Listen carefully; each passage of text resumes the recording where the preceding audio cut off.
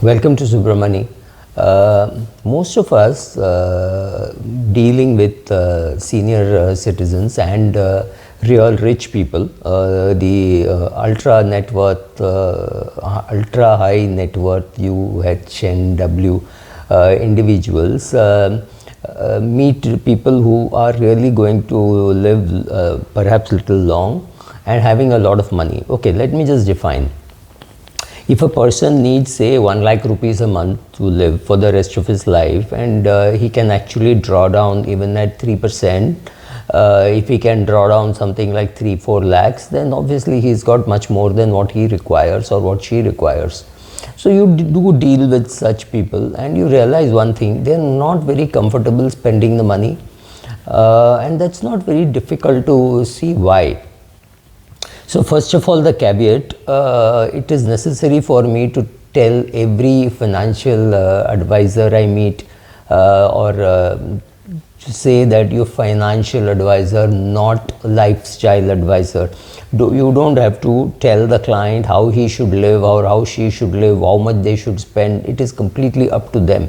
But largely, if you see them struggling with spending money, you can bring it up and say, well, you can afford to spend this, you can afford to do this, right? So there are some people who will have a huge net worth, say 50-60 crores, and they've got used to using public transport. Now there is nothing right or wrong about it, but after some stage you want to travel in your own vehicle simply because of safety. You don't want to be standing in the middle of the road at the age of 70 trying to book a Ola or an Uber, or asking some younger person to say, can you please book me an Ola or a Uber? I mean, could be a nephew, could be a son, could be somebody. So at that stage, perhaps if you can afford a car and driver, it may make sense. Of course, people don't feel that it is necessary. Why do I need to do it, and things like that. So it's very difficult to push them even from a Ola Mini to an Ola Prime. So that stage itself is difficult. So getting them to hire a driver full time makes no sense, because they may be using the car only 2-3 times in a week. But today, yes, it is possible to hire just the driver, or find some driver who is available just for 2 hours, 3 hours, 4 hours a week, and use him for that period that you need. Can this be done? Yes. Is it being done? Not really much, right? So people say, no, I don't need, I am happy using an Ola, but you have the money, right? You are going to leave the money to your children. That basic discomfort in spending on themselves, and the fear that what if I need nursing for. So the same language which financial advisors have used, oh, if you die you need insurance, if you live too long you need pension plans, the same language is played back to them and said, oh, but you only told me that I have to be conservative.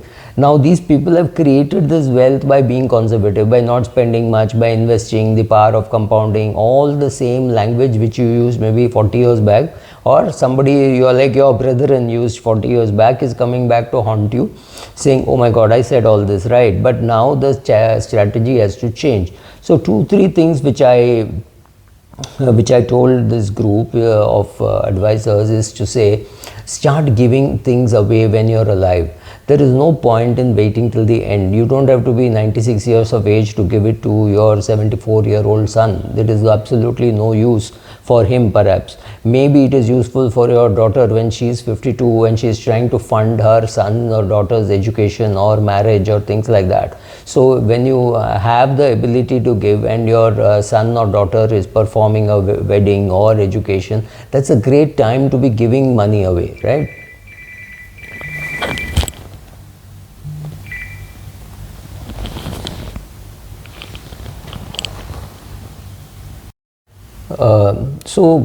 Continuing this about when to start giving, it's very difficult. You should give it to your children when they need it, and when you can afford to give without hurting your own retirement. Yes, of course, you have to worry about what happens if you need nursing for the last 5 years and 7 years and all that. Will you have to go back to your kids and get it?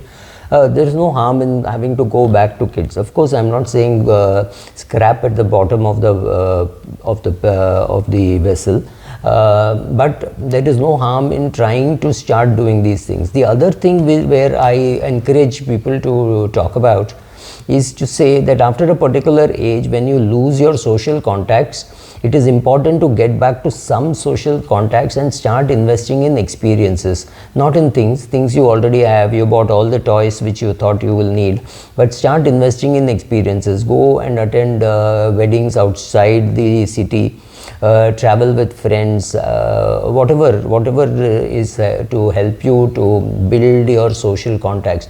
Maybe attend musical programs, book reading sessions.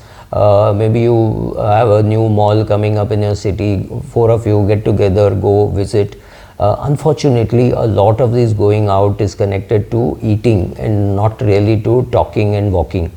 So maybe you say, okay, let's meet at the gymkhana, but we will walk for 5 kilometers and then we will eat something, rather than sit and start eating at 4 o'clock, 5 o'clock in the evening and eat till 11 o'clock. Because then there is tremendous amount of overeating and inactivity, right? So find out whatever suits you, what is good for you. Getting people to shift from an economy class to a business class, or business class to first class, is very difficult for people. But I know people who will fly business class and fly their parents first class, simply because first class means right pickup from home and baggage being handled, etc., etc. Yes, it's expensive, but the question is, if you can afford it, why not? You have to also worry about giving money to children, and I would talk about that separately in a video for how high net worth people worry about their money very differently. But giving money to first round of cousins for their wedding, for their treatment, for medical treatment, cancer treatment, whatever you can afford to give, start giving. If your children are good, doing well, successfully, maybe they don't need your money. Maybe your first cousin's son needs the money, maybe his daughter needs the money. Find out who needs.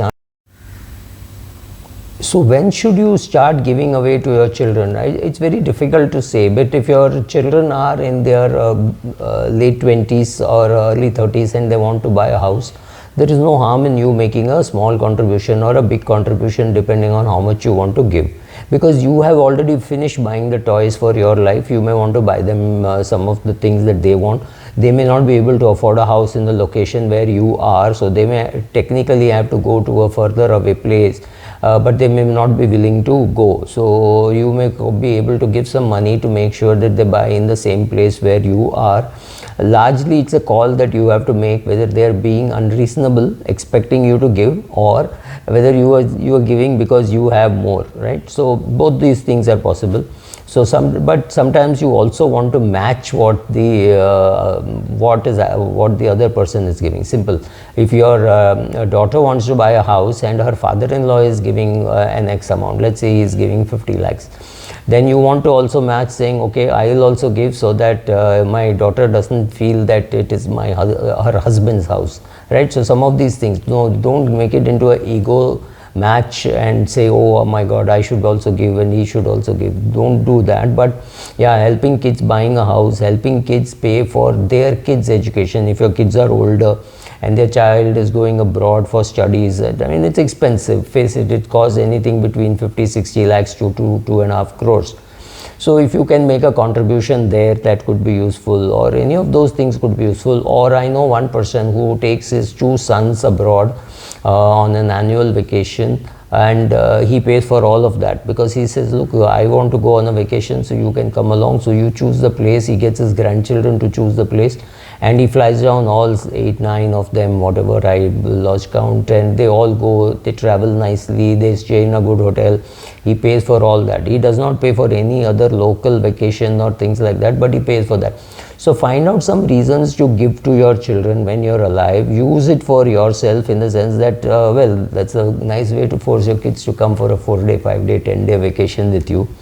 So some of these things to build your social connection, to make you happy, to visit friends, attend weddings. Some of these things are ways how you can spend money, giving gifts away and all that. But beware that you don't want your children to feel that, oh, they are going to get it, and it's a loan or it's a gift or whatever, and they need not repay it. So make sure that they understand what you're doing and then do it accordingly. Thank you.